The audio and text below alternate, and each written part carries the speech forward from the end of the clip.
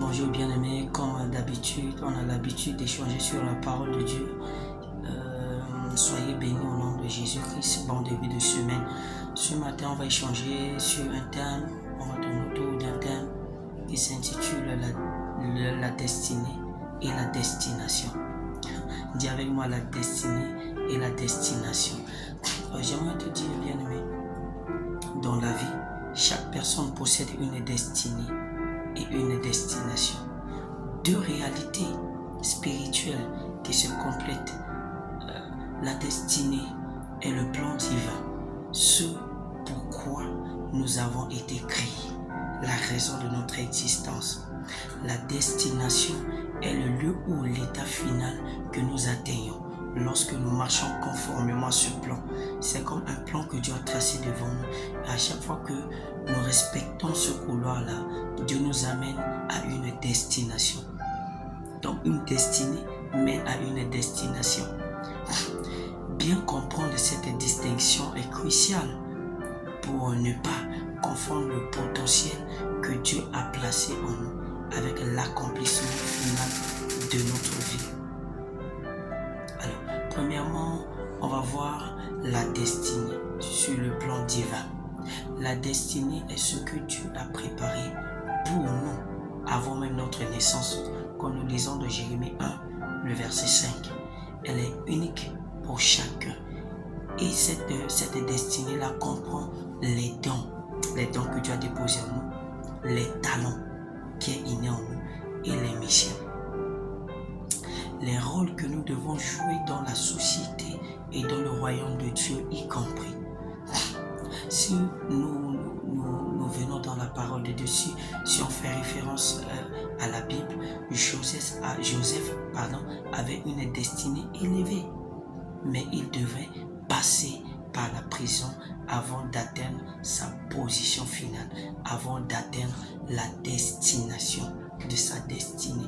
Quand nous lisons dans Genèse 37, le verset 39 à 41, la destination maintenant.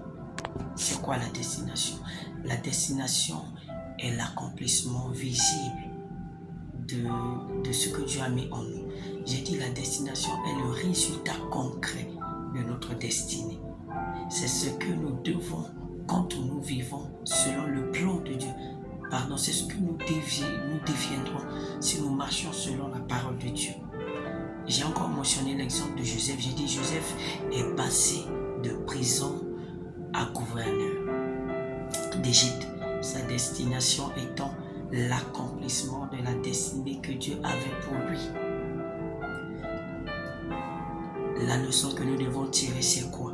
C'est que la destinée, son destination restait incomplète. La destination concrétise le plan divin de notre vie. Les freins entre la destination, entre la destinée et la destination.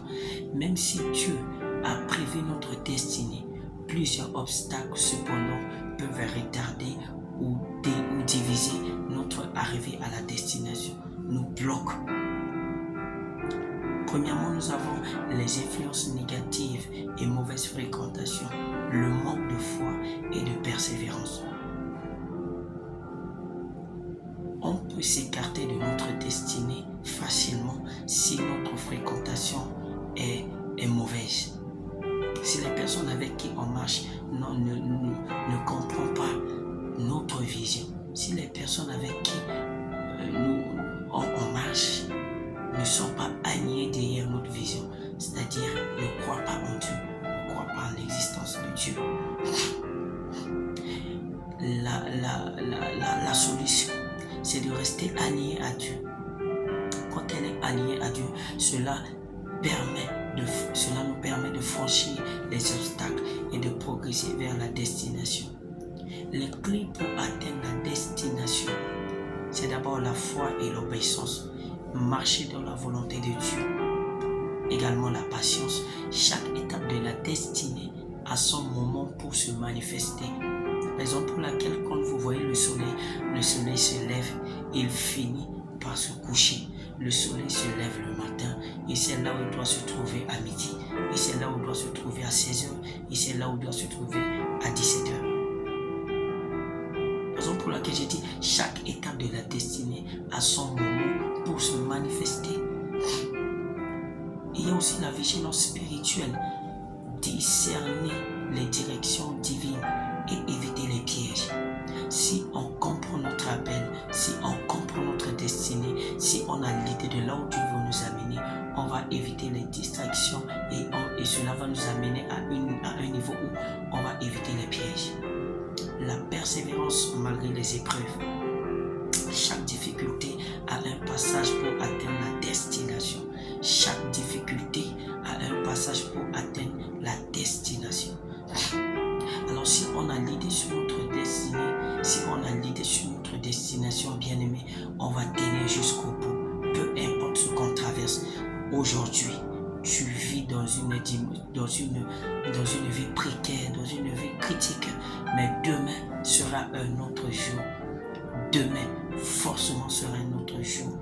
Peu importe la durée de la nuit, le soleil finit par apparaître. Soyez bénis, commentez, partagez la grâce et à très bientôt. Shalom.